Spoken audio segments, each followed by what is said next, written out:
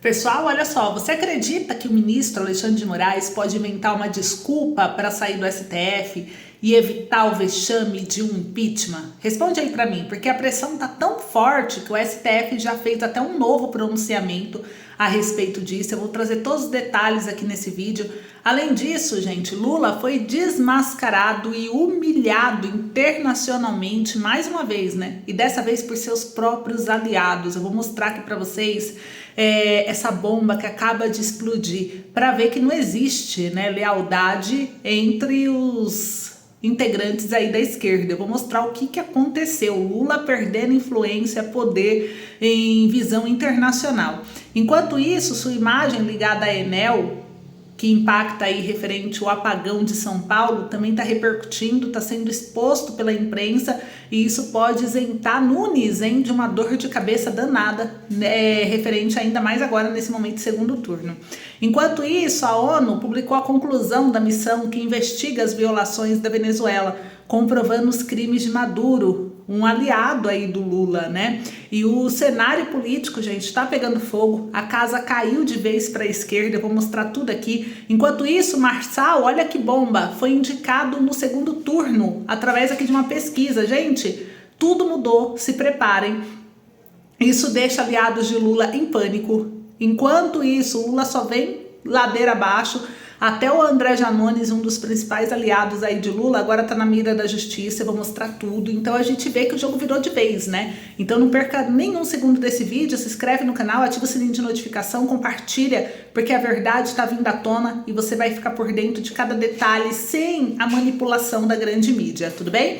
Bora lá então, eu começo aqui já com a primeira notícia que saiu, gente, e que repercutiu geral, e eu quero compartilhar aqui com vocês e saber a sua opinião, que é a respeito do Pablo Marçal. Isso mesmo, esse nome que não sai da mídia, não sai da boca do povo, ele sabe criar polêmicas, né? E dessa vez saiu aqui no jornal Metrópolis, pelo colunista Paulo Capelli, que o Pablo Marçal, segundo Eduardo Bolsonaro, que é filho do ex-presidente Jair Bolsonaro, o Pablo Marçal queria desgastar Bolsonaro. Olha só, o Eduardo Bolsonaro fez uma declaração polêmica em relação ao Pablo Marçal. Ele afirmou que o objetivo do Pablo Marçal nas eleições municipais não foi vencer a disputa pela Prefeitura de São Paulo, porque se tivesse sido, ele não teria cometido várias ações prejudiciais na campanha dele. Ele diz que o objetivo de Marçal parece ser desgastar a liderança do Jair Bolsonaro na direita. Em uma live com influenciadores da direita, o parlamentar também apontou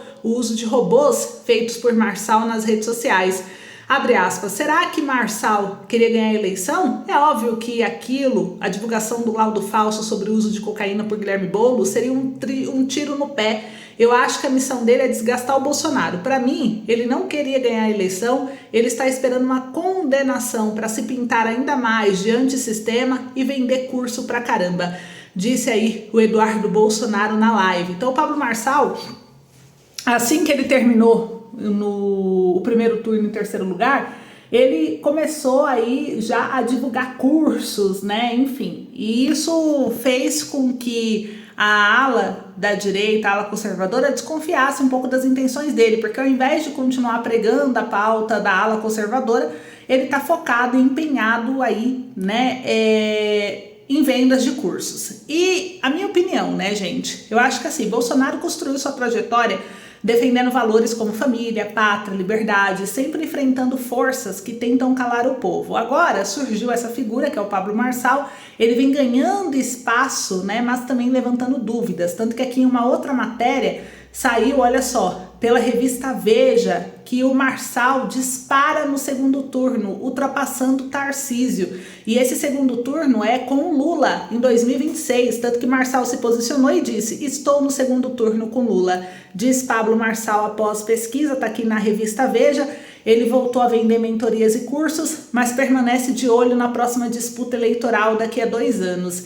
E ele trouxe, né, que após sair aqui na pesquisa, o número da pesquisa Quaest divulgou que o Pablo Marçal ficaria empatado na margem de erro com o Tarcísio, podendo ir para o segundo turno junto contra o Lula, né? Então, Após uma campanha turbulenta e recheada de ataques aos adversários, Marçal ficou de fora do segundo turno por menos de 1% dos votos.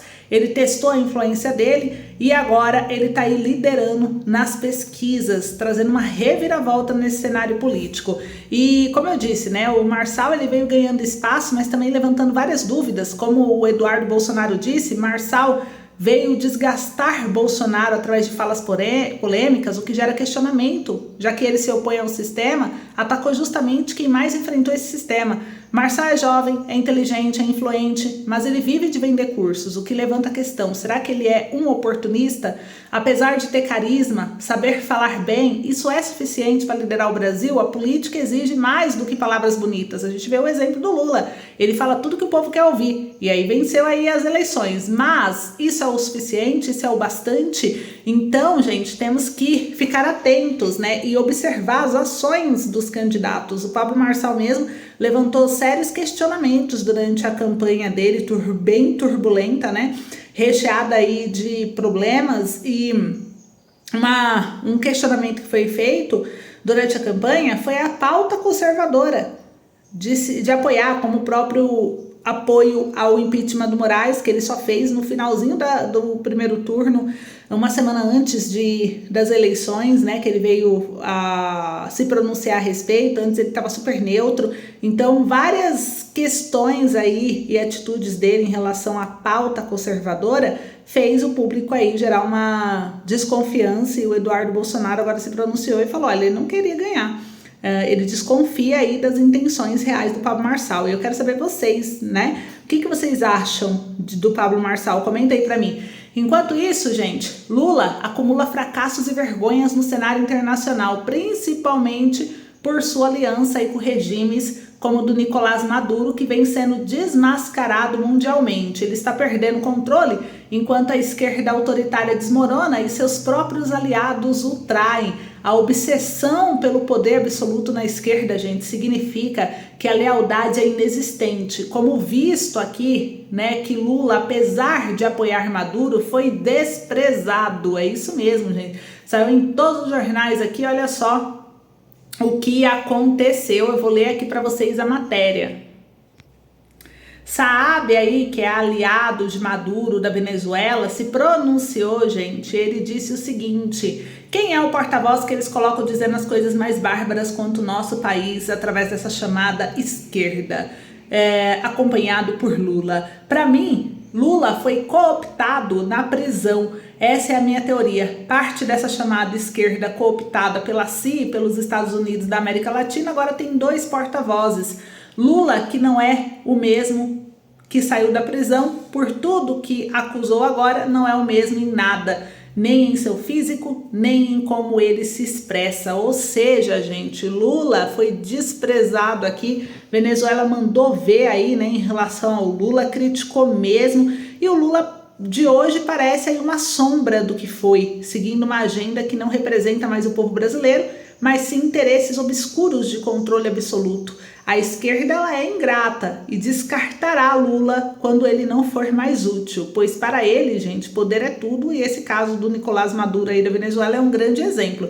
Tanto que uma preocupação que levantou aqui, olha só, a ONU se pronunciou, gente, saiu em todos os jornais aqui, e a conclusão da ONU a respeito da investigação é que Maduro cometeu crimes contra a humanidade.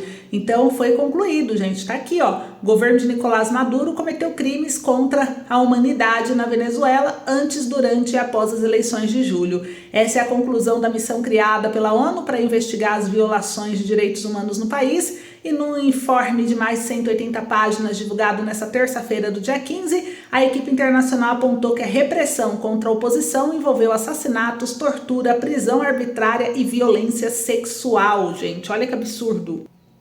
Então, gente, aqui diz, né, no relatório, foi comprovado, o relatório já foi entregue, como vocês viram. A conclusão ainda é de que a ofensiva envolveu um planejamento que foi realizado de forma consciente a partir de uma estreita cooperação entre militares e as diferentes instituições do Estado. Dissidentes foram obrigados a deixar o país, enquanto outros se refugiaram. embaixadas estrangeiras em Caracas, muitos, porém, foram presos. E aqui diz que o mandato da missão internacional foi renovado na ONU, mas o Brasil optou por uma abstenção, alegando que a resolução que dava aos investigadores o direito de seguir seu trabalho é desequilibrada e cria um contexto de isolamento ainda maior de Maduro. Olha que absurdo. Então fica claro aí o que o Lula considera importante, ignorou totalmente os direitos humanos.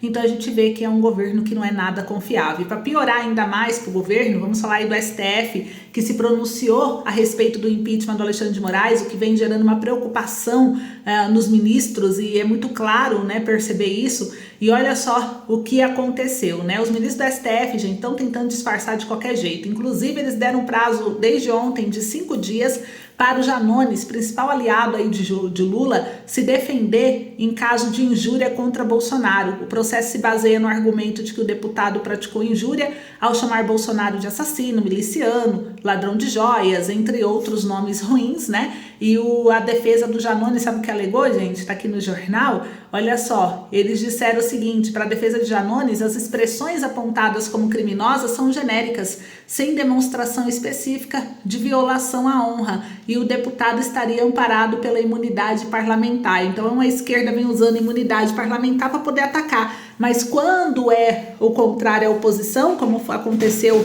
no mês passado, que o STF condenou aí a oposição, um membro da oposição, por ter chamado o Lula de bandido, inclusive até o Nicolás Ferreira está sendo também investigado aí também por causa disso, aí não tem imunidade, né? Aí é porque foi errado, porque incentivou, aí feriu a honra. Então a esquerda, ela vem com um papo quando é oposição, e quando é ela, vem com esse joguinho, tem imunidade parlamentar. A expressão apontada são genéricas, não tem demonstração de violação à honra. Olha o absurdo, né? Mas aí é um disfarce, a gente já viu aí do STF, né, em relação ao assunto, mas o STF está tão preocupado, gente, que eles colocaram aqui. O Gilmar Mendes, ministro do STF, se pronunciou à CNN Brasil e disse que não há falta de Moraes que justifique impeachment. O ministro afirma que não há justificativa para abertura de processo contra o colega e ainda elogiou as decisões sobre plataformas digitais. Então a gente percebe aí que é recorrente o pronunciamento do STF sobre o tema, mas as ações deles mostram o contrário. Eles estão bem preocupados e por trás dos bastidores a informação é de que eles estão aí tensos em relação ao que pode acontecer, principalmente depois que a PEC, que limita poderes do STF, foi aprovada na Câmara dos Deputados por todas as comissões, incluindo a CCJ. Então vamos ver os próximos capítulos. Enquanto isso, para piorar ainda mais a imagem de Lula, gente, olha só o que aconteceu. O jornal aqui, Poder 360, divulgou que em junho Silveira e Lula confraternizaram com o CEO da Enel. O governo brasileiro chegou a um acordo total com a nova gestão da Enel, disse a companhia italiana em seu site, depois de sua direção ter se encontrado com o presidente do Brasil e com o ministro de Minas e Energia. Então, esse apagão aí de São Paulo após o temporal revelou a hipocrisia do governo Lula e da esquerda, que ataca o governo de São Paulo e o prefeito Ricardo Nunes, mas convenientemente ele esquece que Lula e o ministro de Minas e Energia, Alexandre Silveira, confraternizaram com o CEO da Enel, responsável por grande parte da crise. A mídia expôs que o governo federal fez acordos, como vocês viram, com a Enel em junho, mas agora ignora sua responsabilidade e usa o caos para promover ataques partidários. Ao invés de buscar soluções conjuntas, a esquerda prefere o quê? Politizar a tragédia. Enquanto a população sofre, Lula não pode se eximir dessa crise. Então, gente, isso é o que está acontecendo. A gente continua acompanhando. Em breve eu volto com mais informação, então fique ligado. Um beijo, até mais.